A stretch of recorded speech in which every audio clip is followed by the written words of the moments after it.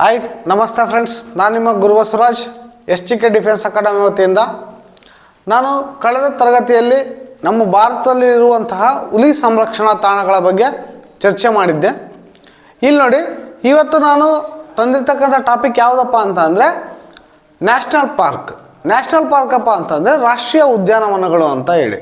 ಈಗ ನಮ್ಮ ಭಾರತದಲ್ಲಿ ಎಷ್ಟು ರಾಷ್ಟ್ರೀಯ ಉದ್ಯಾನಗಳಿದಾವಪ್ಪ ಅಂತಂದರೆ ನಮ್ಮ ಭಾರತದಲ್ಲಿ ಬಂದು 106 ರಾಷ್ಟ್ರೀಯ ಉದ್ಯಾನವನಗಳಿವೆ. ಪ್ರಸ್ತುತವಾಗಿ ಭಾರತದಲ್ಲಿರ್ತಕ್ಕಂಥ ರಾಷ್ಟ್ರೀಯ ಉದ್ಯಾನವನಗಳ ಸಂಖ್ಯೆ 106. ಮೊನ್ನೆ ನಾನು ಇದನ್ನು ಕಮೆಂಟ್ ಬಾಕ್ಸಲ್ಲಿ ಕಮೆಂಟ್ ಮಾಡಿ ಅಂತ ಹೇಳಿದ್ದೆ. ಟೋಟಲ್ ಆಗಿ ನಮ್ಮ ಭಾರತದಲ್ಲಿರ್ತಕ್ಕಂಥ ರಾಷ್ಟ್ರೀಯ ಉದ್ಯಾನವನಗಳ ಸಂಖ್ಯೆ 106. ಹುಲಿ ಸಂರಕ್ಷಣಾ ತಾಣ ನಾನು ಕಳೆದ ಕ್ಲಾಸಲ್ಲಿ ನಿಮಗೆ ಡೀಟೇಲ್ಸ್ ಕೊಟ್ಟಿದ್ದೀನಿ. ಹುಲಿ ಸಂರಕ್ಷಣಾ ತಾಣಗಳು ಎಷ್ಟಿದಾವಪ್ಪ ಅಂತಂದರೆ ಪ್ರಸ್ತುತವಾಗಿ 58 ಇದ್ದಾವೆ. ನಿಮಗೆ ಕ್ವಶನನ್ನು ಯಾವ ರೀತಿ ಕೇಳ್ಬೋದಪ್ಪ ಅಂತಂದರೆ ನಮ್ಮ ಭಾರತದಲ್ಲಿ ಎಷ್ಟು ರಾಷ್ಟ್ರೀಯ ಉದ್ಯಾನವನಗಳಿದ್ದಾವೆ, ನಮ್ಮ ಭಾರತದಲ್ಲಿ ಎಷ್ಟು ಹುಲಿ ಸಂರಕ್ಷಣಾ ತಾಣಗಳಿದ್ದಾವೆ. ಅದೇ ರೀತಿ ಇನ್ನೊಂದು ಏನಪ್ಪ ಅಂತಂದರೆ ನಾವು ಬಯೋಸ್ಪಿಯರ್ ರಿಸರ್ವ್ಸ್ ಅಂತ ಹೇಳ್ತೀವಿ, ಅಂದರೆ ಜೈವಿಕ ಸಂರಕ್ಷಣಾ ತಾಣಗಳು ಅಂತಂದೇಳಿ. ನಮ್ಮ ಭಾರತದಲ್ಲಿ ಒಟ್ಟು 18 ಜೈವಿಕ ಸಂರಕ್ಷಣಾ ತಾಣಗಳಿದ್ದಾವೆ. ಇಲ್ಲಿ ನೋಡಿ, ನಾವು ಕನ್ಫ್ಯೂಸ್ ಆಗಬಾರ್ದು. ಜೈವಿಕ ಸಂರಕ್ಷಣಾ ತಾಣಗಳೂ ಬೇರೆ ಮತ್ತು ನ್ಯಾಷನಲ್ ಪಾರ್ಕ್ಸೇ ಬೇರೆ, ಅದಾದಮೇಲೆ ಹುಲಿ ಸಂರಕ್ಷಣಾ ತಾಣಗಳೇ ಬೇರೆ. ಇಲ್ಲಿ ಹುಲಿ ಸಂರಕ್ಷಣಾ ತಾಣಗಳಪ್ಪ ಅಂತಂದರೆ ಹುಲಿಗಳನ್ನು ಸಂರಕ್ಷಣೆ ಮಾಡಬೇಕು ಅಂತಂದರೆ ಮೀಸಲಾಗಿರ್ತಕ್ಕಂಥ ತಾಣಗಳು. ಇಲ್ಲಿ ನ್ಯಾಷನಲ್ ಪಾರ್ಕ್ಸಪ್ಪ ಅಂತ ಅಂದರೆ ಇಲ್ಲಿ ನೋಡಿ, ಪರಿಸರದ ಅಲ್ಲಿರ್ತಕ್ಕಂಥ ಸಸ್ಯಗಳ ಸಂರಕ್ಷಣೆ, ಅಲ್ಲಿರ್ತಕ್ಕಂಥ ನಶಿಸಿ ಹೋಗ್ತಕ್ಕಂಥ ಪ್ರಾಣಿಗಳ ಸಂರಕ್ಷಣೆ ಇವೆಲ್ಲವೂ ಸಹ ಇಲ್ಲಿ ಕಂಡು ಬರ್ತವೆ. ಟೋಟಲ್ ಆಗಿ ಸಸ್ಯ ಸಂಪತ್ತು ಮತ್ತು ಪ್ರಾಣಿ ಸಂಪತ್ತನ್ನು ಸಂರಕ್ಷಣೆ ಮಾಡೋದಕ್ಕೋಸ್ಕರನಾಗೆ ಈ ರಾಷ್ಟ್ರೀಯ ಉದ್ಯಾನವನಗಳನ್ನು ತಗೊಂಡು ಈ ನಮ್ಮ ಭಾರತದಲ್ಲಿ ಇವುಗಳನ್ನು ಏನು ರಾಷ್ಟ್ರೀಯಲ್ಲೇ ನಮ್ಮ ಒಂದು ಪರಿಸರ ಸಂರಕ್ಷಣಾ ಸಚಿವಾಲಯ ಇವುಗಳನ್ನು ಸ್ಥಾಪನೆ ಮಾಡಿದೆ. ಇಲ್ಲಿ ನೋಡಿ, ಇವು 18 ಏನಪ್ಪ ಅಂತಂದರೆ ಜೈವಿಕ ಸಂರಕ್ಷಣಾ ತಾಣಗಳು. ಇವನ್ನ ಯಾವ ರೀತಿ ಮಾಡಿರ್ತಾರಪ್ಪ ಅಂದರೆ ಅಲ್ಲಿರ್ತಕ್ಕಂಥ ಪ್ರಾಣಿ ಮತ್ತು ಸಸ್ಯಗಳ ವೈವಿಧ್ಯತೆ ಆಧಾರದ ಮೇಲೆ ಇವುಗಳನ್ನು ಮಾಡಿರ್ತಾರೆ. ನಿಮಗೆ ನೋಡಿ, ಈಗ ಅಗ್ನಿವೀರ್ ಇರ್ಬೋದು, ಯಾವುದೇ ಒಂದು ಈಗ ಸೆಂಟ್ರಲ್ ಗೌರ್ಮೆಂಟ್ ರಿಲೇಟೆಡ್ ಎಕ್ಸಾಮ್ಸ್ ಇರ್ಬೋದು, ಅಲ್ಲಿ ಯಾವ ರೀತಿ ಕ್ವಶನ್ಸ್ ರೈಸ್ ಮಾಡ್ಬೋದಪ್ಪ ಅಂತಂದರೆ ಇವುಗಳ ಮೇಲೆ. ಇಲ್ಲಿ ನೋಡಿ, ಹುಲಿ ಸಂರಕ್ಷಣಾ ತಾಣ ಎಷ್ಟಿದ್ದಾವೆ? 58 ಇದ್ದಾವೆ. National parks ಎಷ್ಟಿದ್ದಾವೆ? 106 ಇದ್ದಾವೆ. ಜೈವಿಕ ಸಂರಕ್ಷಣಾ ತಾಣ ಎಷ್ಟಿದ್ದಾವೆ? 18 ಇದ್ದಾವೆ. ಇಲ್ಲಿ ನೋಡಿ, ಮತ್ತಿನ್ನೇನು ಕ್ವಶನ್ ಕೇಳ್ಬೋದಪ್ಪ ಅಂದರೆ ಇಲ್ಲಿ ನೋಡಿ, ಲಡಾಖ್ ಅಂತ ಇದೆ. ಲಡಾಖಲ್ಲಿ ಒಂದು ಏಮಿಸ್ ರಾಷ್ಟ್ರೀಯ ಉದ್ಯಾನವನ ಅಂತ ಬರುತ್ತೆ. ಇದ್ರ ಬಗ್ಗೆ ನಮಗೆ 2 ಕ್ವಶನ್ ಯಾವ ರೀತಿ ಅರೈಸ್ ಆಗ್ತಾವಪ್ಪ ಅಂತಂದರೆ ನಮ್ಮ ಭಾರತದಲ್ಲಿ ಸಮುದ್ರ ಮಟ್ಟದಿಂದ ಅತ್ಯಂತ ಎತ್ತರವಾಗಿ ಇರ್ತಕ್ಕಂಥ ಒಂದು ರಾಷ್ಟ್ರೀಯ ಉದ್ಯಾನವನ ಯಾವುದು ಅಂತ ಅಂದರೆ ಎಮಿಸ್ ರಾಷ್ಟ್ರೀಯ ಉದ್ಯಾನವನ. ಅಂದರೆ ಕ್ವಶನ್ ಯಾವ ರೀತಿ ಅರೈಸ್ ಮಾಡ್ತಾನಪ್ಪ ಅಂತಂದರೆ ಎತ್ತರವಾಗಿರ್ತಕ್ಕಂಥ ರಾಷ್ಟ್ರೀಯ ಉದ್ಯಾನವನ ಯಾವುದು ಅಂದರೆ ಎಮಿಸ್ ರಾಷ್ಟ್ರೀಯ ಉದ್ಯಾನವನ. ಮತ್ತು ಅದೇ ರೀತಿ ಏರಿಯಾ ವೈಸ್ ನೋಡಿದಪ್ಪ ಅಂತಂದರೆ ಅತಿ ದೊಡ್ಡ ರಾಷ್ಟ್ರೀಯ ಉದ್ಯಾನವನ ಯಾವುದು ಅಂದರೆ ಅದು ಸಹ ಯಾವುದಾಗಿರುತ್ತೆ? ಏಮಿಸ್ ಆಗಿರುತ್ತೆ. ಇದು ಕಂಡು ಬರ್ತಕ್ಕಂಥದ್ದು ಎಲ್ಲಿಯಪ್ಪ ಅಂತಂದರೆ ಪ್ರಸ್ತುತವಾಗಿ ಲಡಾಖ್ನಲ್ಲಿ ಕಂಡು ಬರ್ತದೆ.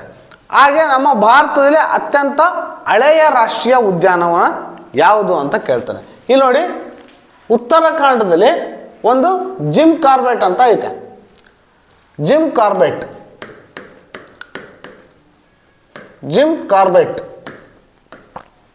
ಇದನ್ನು 1936ರಲ್ಲಿ ಸ್ಥಾಪನೆ ಆದಂತಹ ಭಾರತದಲ್ಲಿನ ಅತ್ಯಂತ ಹಳೆಯ ನ್ಯಾಷನಲ್ ಪಾರ್ಕ್ ಯಾವುದಪ್ಪ ಅಂತಂದರೆ ಜಿಮ್ ಕಾರ್ಬೆಟ್ ನ್ಯಾಷನಲ್ ಪಾರ್ಕ್ ಆಗಿರ್ತದೆ. ಟೋಟಲ್ ಆಗಿ ನೀವು 106 ಸಹ ಕಂಠಪಟ ಹೊಡಿಬೇಕಾ? ಇಲ್ಲ. ಇವುಗಳಲ್ಲಿ ಪ್ರಮುಖವಾದಂತಹ ಕೆಲವು ರಾಷ್ಟ್ರೀಯ ಉದ್ಯಾನವನಗಳನ್ನು ಮತ್ತು ಅವುಗಳ ರಾಜ್ಯಗಳನ್ನು ನೆನ್ಪಿಟ್ಕೋಬೇಕು. ಇವುಗಳ ರಿಲೇಟೆಡ್ ಕೆಲವೊಂದಿಷ್ಟು ಪ್ರಶ್ನೆಗಳನ್ನು ನೀವು ನೆನ್ಪಿಟ್ಕೋಬೇಕು. ಅವು ಯಾವ್ಯಾವಪ್ಪ ಅಂದ್ರೆ ನೋಡಿ, ಅತಿ ಹೆಚ್ಚು ರಾಷ್ಟ್ರೀಯ ಉದ್ಯಾನವನಗಳು ಎಲ್ಲಿದ್ದಾವೆ ಅಂತ ಕೇಳ್ತೇನೆ. ಅತಿ ಹೆಚ್ಚು ರಾಷ್ಟ್ರೀಯ ಉದ್ಯಾನವನಗಳನ್ನು ಹೊಂದಿರತಕ್ಕಂಥ ರಾಜ್ಯ ಯಾವುದು ಅಂತ ಅಂದರೆ ಅದು ಮಧ್ಯಪ್ರದೇಶ. ಟೋಟಲ್ ಆಗಿ ಇಲ್ಲಿ 11 ರಾಷ್ಟ್ರೀಯ ಉದ್ಯಾನವನಗಳು ಇದ್ದಾವೆ. ಅದೇ ರೀತಿ ನೋಡಿ, ನಾನು ಇಲ್ಲಿ ಅತಿ ದೊಡ್ಡ ರಾಷ್ಟ್ರೀಯ ಉದ್ಯಾನವನ ಯಾವುದು ಅಂತ ಹೇಳಿದೆ ಮತ್ತು ಅತಿ ಎತ್ತರವಾದ ರಾಷ್ಟ್ರೀಯ ಉದ್ಯಾನವನ ಯಾವುದು ಅಂತಂದು ಹೇಳಿದೆ. ಅದು ಏಮಿಸ್ ರಾಷ್ಟ್ರೀಯ ಉದ್ಯಾನವನ. ಅದು ಎಲ್ಲಿ ಕಂಡು ಬರ್ತೈತಪ್ಪ ಅಂದರೆ ಲಡಾಖಲ್ಲಿ ಕಂಡು ಬರ್ತೈತೆ. ಅದೇ ರೀತಿ ಅತ್ಯಂತ ಚಿಕ್ಕ ರಾಷ್ಟ್ರೀಯ ಉದ್ಯಾನವನ ಯಾವುದು ಅಂತಂದರೆ ಅದು ನೋಡಿ ಅಂಡಮಾನ್ ನಿಕೋಬಾರಲ್ಲಿ ಕಂಡು ಬರ್ತಕ್ಕಂಥ ಸೌತ್ ಬಾಟಮ್ ಇಲ್ಲಿ ನೋಡಿ, ಅಂಡಮಾನ್ ನಿಕೋಬಾರಲ್ಲಿ ಕಂಡು ಬರ್ತಕ್ಕಂಥ ಸೌತ್ ಬಾಟಮ್ ಅಂತಕ್ಕಂಥ ರಾಷ್ಟ್ರೀಯ ಉದ್ಯಾನವನ ಏನಿದೆ ನೋಡಿ, ಅದು ನಮ್ಮ ಭಾರತದ ಅತ್ಯಂತ ಚಿಕ್ಕ ರಾಷ್ಟ್ರೀಯ ಉದ್ಯಾನವನ ಆಗಿರ್ತತೆ. ನಿಮಗೆ ಈ ರೀತಿಯ ಕ್ವಶನನ್ನು ರೈಸ್ ಮಾಡ್ತಕ್ಕಂಥದ್ದು. ಅದು ಆದಮೇಲೆ ನೋಡಿ, ಇಲ್ಲಿ ಗುಜರಾತಲ್ಲಿ ಬಂದು ಒಂದು ಗೀರ್ ರಾಷ್ಟ್ರೀಯ ಉದ್ಯಾನವನ ಅಂತ ಐತೆ. ಇದು ಅತ್ಯಂತ ಪ್ರಮುಖವಾದದ್ದು. ಯಾಕಂದ್ರೆ ನಮ್ಮ ಭಾರತದಲ್ಲಿ ಏಷ್ಯಾಟಿಕ್ ಸಿಂಹ ಅಂತಂದು ಹೇಳಿ ಕರಿತೀವಿ. ನಮ್ಮ ಭಾರತದಲ್ಲಿ ಏನು ಒಂದು ಏಷ್ಯಾದ ಸಿಂಹ ಅಂತಕ್ಕಂಥದ್ದು ಕಂಡು ಬರ್ತಕ್ಕಂಥದ್ದು ಎಲ್ಲಪ್ಪ ಅಂತಂದರೆ ಈ ಗೀರ್ ನ್ಯಾಷನಲ್ ಪಾರ್ಕಲ್ಲಿ. ಮತ್ತು ಇನ್ನೊಂದೇನಪ್ಪ ಅಂದರೆ ಇಲ್ಲಿ ನಮಗೆ ಮರೈನ್ ಗಲ್ಫ್ ಆಫ್ ಕಚ್ ಅಂತ ಇದೆ. ಇದನ್ನು ಮರೈನ್ ನ್ಯಾಷನಲ್ ಪಾರ್ಕ್ ಅಂತಂದು ಸಹ ಕರೀತಾರೆ. ಅಂದರೆ ಮರೈನಪ್ಪ ಅಂದರೆ ನೀರಿಗೆ ಸಂಬಂಧಿಸಿದ್ದು. ಭಾರತದ ಮೊದಲ ಮರೈನ್ ನ್ಯಾಷನಲ್ ಪಾರ್ಕ್ ಯಾವುದಪ್ಪ ಅಂದರೆ ಅದು ಗಲ್ಫ್ ಆಫ್ ಕಚ್ ಆಗಿರ್ತದೆ. ಈ ರೀತಿ ಯಾವುದು ಪ್ರಮುಖವಾಗಿ ಅಲ್ಲಿರ್ತಕ್ಕಂಥ ಪ್ರಾಣಿ ಪ್ರಭೇದ ವಿಭಿನ್ನವಾಗಿರ್ತದೋ ಅವುಗಳ ಬಗ್ಗೆ ಕೇಳ್ತಾನೆ. ಮತ್ತು ಮಧ್ಯಪ್ರದೇಶದಲ್ಲಿ 11 ಇದ್ದಾವೆ. ಇಲ್ಲಿ ಕೇಳ್ಬೋದು. ಯಾಕಂತ ಅಂದರೆ ಮಧ್ಯಪ್ರದೇಶದಲ್ಲಿ ಅತಿ ಹೆಚ್ಚು ಹುಲಿಗಳನ್ನು ಸಂರಕ್ಷಣೆ ಮಾಡ್ತಕ್ಕಂಥದ್ದೇನಿದೆ. ಹಾಗಾಗಿ ನಮಗೆ ಮಧ್ಯಪ್ರದೇಶದಲ್ಲಿ ಬರ್ತಕ್ಕಂಥ ರಾಷ್ಟ್ರೀಯ ಉದ್ಯಾನವನಗಳು ಏನು 11 ಇದ್ದಾವೆ. ಬಾಂಧವ್ಗಢ್ ಇರ್ಬೋದು, ಪೆಂಚು, ಕನ್ನ, ಮತ್ತು ಮಾಧವು, ಪನ್ನ, ಇವೆಲ್ಲ ಏನಿದಾವೆ ನೋಡಿ, ಇವೆಲ್ಲವೂ ಬರ್ತಕ್ಕಂಥದ್ದು ಎಲ್ಲಿ ಅಂತ ಅಂದರೆ ನಮ್ಮ ಮಧ್ಯಪ್ರದೇಶದಲ್ಲಿ. ಅದಾದ್ಮೇಲೆ ನೋಡಿ, ನಮ್ಮ ಕರ್ನಾಟಕದಲ್ಲಿ ಎಷ್ಟಿದಾವೆ ಅಂತಂದರೆ, ಕರ್ನಾಟಕ ಅಂತ ಬಂದಾಗ 5 ನ್ಯಾಷನಲ್ ಪಾರ್ಕ್ ಇದ್ದಾವೆ.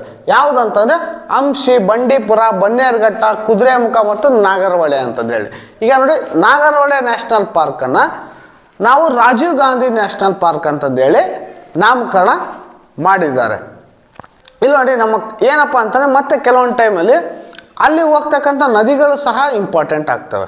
ಇಲ್ಲಿ ನೋಡಿ, ಇಲ್ಲಿ ಮಾನಸ್ ನ್ಯಾಷನಲ್ ಪಾರ್ಕ್ ಏನಿದೆ ಇಲ್ಲಿ, ಮತ್ತು ಅದಾದಮೇಲೆ ಇಲ್ಲಿ ಕಾಜಿರಂಗ ನ್ಯಾಷನಲ್ ಪಾರ್ಕ್ ಏನಿದೆ ಅಸ್ಸಾಮಲ್ಲಿ, ಅಲ್ಲಿ ಬ್ರಹ್ಮಪುತ್ರ ಮತ್ತು ವರಾಂಗ್ ಅಂತಕ್ಕಂಥ ನದಿಗಳು ಸಹ ಅಲ್ಲಿ ಹರಿತವೆ. ಈ ನದಿಗಳಲ್ಲಿ ಏನಾಗುತ್ತಪ್ಪ ಅಂತಂದರೆ ಒಂದು ಕೊಂಬಿನ ಗೇಂಡಾಮೃಗಗಳು ಆ ನ್ಯಾಷನಲ್ ಪಾರ್ಕಲ್ಲಿ ಕಂಡು ಬರ್ತವೆ.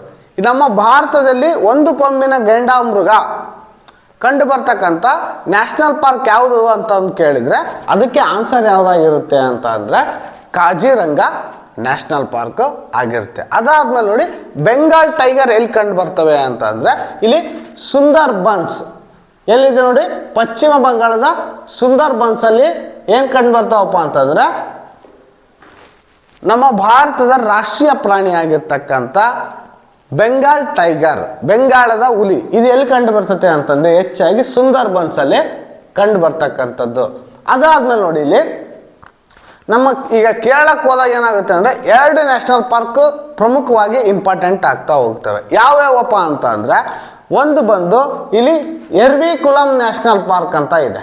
ಯಾಕೆ ಎರ್ವಿಕುಲಂ ನ್ಯಾಷನಲ್ ಪಾರ್ಕಪ್ಪ ಅಂತಂದರೆ ಇಲ್ಲಿ ನೋಡಿ, ತಮಿಳುನಾಡಿನ ರಾಜ್ಯ ಪ್ರಾಣಿ ಯಾವುದಪ್ಪ ಅಂತಂದರೆ ನೀಲಗಿರಿ ತಾರ್ ಅಂತಂದು ಹೇಳ್ತೀವಿ.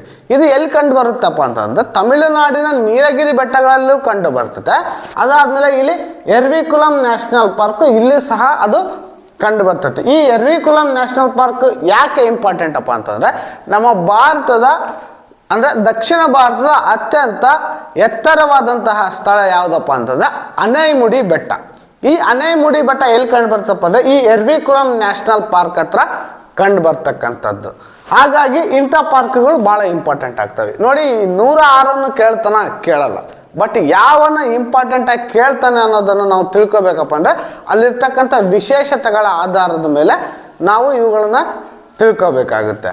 ಇಲ್ಲಿ ನೋಡಿ, ಕಾಮನ್ ಆಗಿ ನಮಗಿಲ್ಲಿ ನಾವು ಒಂದು ಎಕ್ಸಾಂಪಲ್ ಹೇಳೋದಾದಪ್ಪ ಅಂತಂದರೆ ಇಲ್ಲಿ ನಾಗರಹೊಳೆ ಇದೆ, ಅದಾದಮೇಲೆ ಬಂಡೀಪುರ ಇದೆ. ಇಲ್ಲೆಲ್ಲ ಯಾಕೆ ಅಂತಂದರೆ ಕಾವೇರಿ ನದಿ ಮತ್ತು ಕಬಿನಿ ನದಿ ಮತ್ತು ಒಂದು ನುಗು ಅಂತಕ್ಕಂಥ ಒಂದು ಕಾವೇರಿ ನದಿಯ ಉಪನದಿ, ಈ ನದಿಗಳು ನಮ್ಮ ಕರ್ನಾಟಕದಲ್ಲಿ ಏನಿದಾವೆ ನೋಡಿ, ಇವುಗಳಲ್ಲಿ ಹರಿಯುತ್ತೆ. ಅಲ್ಲಿ ಅವನೇನು ಕೇಳ್ಬೋದಪ್ಪ ಅಂತಂದರೆ ಕಬಿನಿ ನದಿ ಯಾವ ಒಂದು ಅಭಯಾರಣ್ಯದಲ್ಲಿ ಹರಿತತೆ ಅಂತಂದೇಳಿ ಕೇಳಿ ಅಲ್ಲಿರ್ತಕ್ಕಂಥ ಆಪ್ಷನನ್ನು ನಿಮಗೆ ಕೊಡ್ಬೋದು.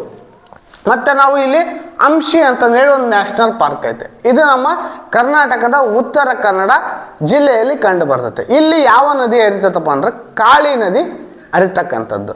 ಈ ರೀತಿ ಪ್ರಮುಖವಾದಂತಹ ನದಿಗಳು ಎಲ್ಲಿ ಹರಿತವೆ ನೋಡಿ, ಅವುಗಳ ಬಗ್ಗೆ ಕೇಳ್ತಕ್ಕಂಥದ್ದು ಇರುತ್ತೆ. ಅದಾದಮೇಲೆ ನೋಡಿ, ಕೃಷ್ಣಾ ನದಿ ಎಲ್ಲಿ ಹರಿಯುತ್ತೆ ಅಂತಂದರೆ ನಾನು ನಿನ್ನೆನೇ ಹೇಳಿದೆ, ಭಾರತದ ಅತಿ ದೊಡ್ಡ ಹುಲಿ ಸಂರಕ್ಷಣಾ ತಾಣ ನಾಗಾರ್ಜುನ ಸಾಗರ್ ಶ್ರೀಶೈಲಂ ಅಲ್ಲಿ ಎಲ್ಲಪ್ಪ ಅಂದರೆ ಆಂಧ್ರ ಪ್ರದೇಶದ ಶ್ರೀಶೈಲಂ ಬಳಿಯಲ್ಲಿ ಇರ್ತಕ್ಕಂಥ ನಾಗಾರ್ಜುನ ಸಾಗರ ಭಾರತದ ಅತಿ ದೊಡ್ಡ ಹುಲಿ ಸಂರಕ್ಷಣಾ ತಾಣ.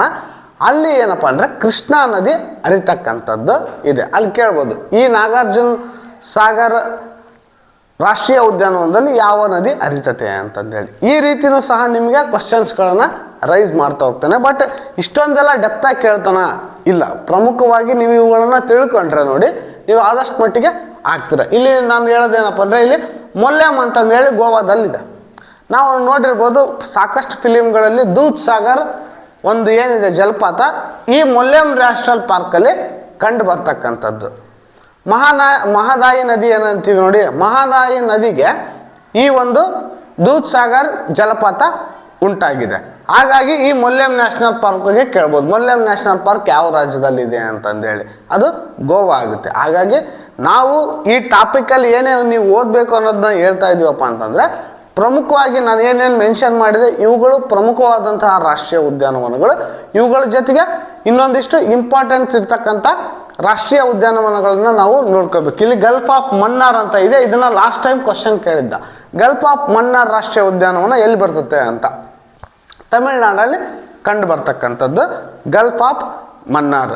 ಈಗ ನಾವು ಕರ್ನಾಟಕದವರು ಏನು ಅಗ್ನಿವೀರ್ ರಿಲೇಟೆಡ್ ಎಕ್ಸಾಮ್ ಬರೀತಿದ್ರೆ ಆದಷ್ಟು ಮಟ್ಟಿಗೆ ನಮ್ಮ ಸೌತ್ ಇಂಡಿಯಾದಲ್ಲಿ ಏನೇನು ಬರ್ತದೆ ಅವುಗಳನ್ನ ಕಂಪಲ್ಸರಿ ನೀವು ಕಲ್ತಿರ್ಬೇಕು. ಅದಾದ್ಮೇಲೆ ಏನಿದೆ ನೋಡಿ ಮೇಜರ್ ಆಗಿ ಮಧ್ಯಪ್ರದೇಶದಲ್ಲಿ ಬರ್ತಕ್ಕಂಥವು ಸಹ ಕಲ್ತಿರ್ಬೇಕು. ಮತ್ತು ಅದಾದಮೇಲೆ ಇಲ್ಲೇನಿದೆ ನೋಡಿ ಈಶಾನ್ಯ ರಾಜ್ಯಗಳು ಇವುಗಳ ರಿಲೇಟೆಡ್ ಸಹ ನೀವು ಹೆಚ್ಚಾಗಿ ತಿಳ್ಕೊಂಡಿರ್ಬೇಕು. ಇದಾದ್ಮೇಲೆ ನೋಡಿ ನಾನು ಜೈವಿಕ ಸಂರಕ್ಷಣಾ ತಾಣ ಅಂತ ಹೇಳಿದೆ. ಅವು ಟೋಟಲ್ ಆಗಿ ನಮ್ಮ ಭಾರತದಲ್ಲಿ ಎಷ್ಟಿದಾವಪ್ಪ ಅಂದರೆ 18 ಇದಾವೆ. ಅದ್ರ ಬಗ್ಗೆ ಏನು ಕೇಳ್ಬೋದಪ್ಪ ಅಂತಂದರೆ ನಮ್ಮ ಭಾರತದ ಮೊದಲ ಜೈವಿಕ ಸಂರಕ್ಷಣಾ ತಾಣ ಯಾವುದಪ್ಪ ಅಂತಂದರೆ ನೀಲಗಿರಿ. ಅದು ನೀಲಗಿರಿ ಜೈವಿಕ ಸಂರಕ್ಷಣಾ ತಾಣ ನಮ್ಮ ಕರ್ನಾಟಕ, ತಮಿಳುನಾಡು ಮತ್ತು ಕೇರಳ ಈ 3 ರಾಜ್ಯಗಳಲ್ಲಿ ವ್ಯಾಪಿಸಿರ್ತಕ್ಕಂಥದ್ದು ಈ ನೀಲಗಿರಿ ಸಂರಕ್ಷಣಾ ತಾಣ. ಇದು ಭಾರತದ ಅತ್ಯಂತ ಹಳೆಯ ಸಂರಕ್ಷಣಾ ತಾಣ.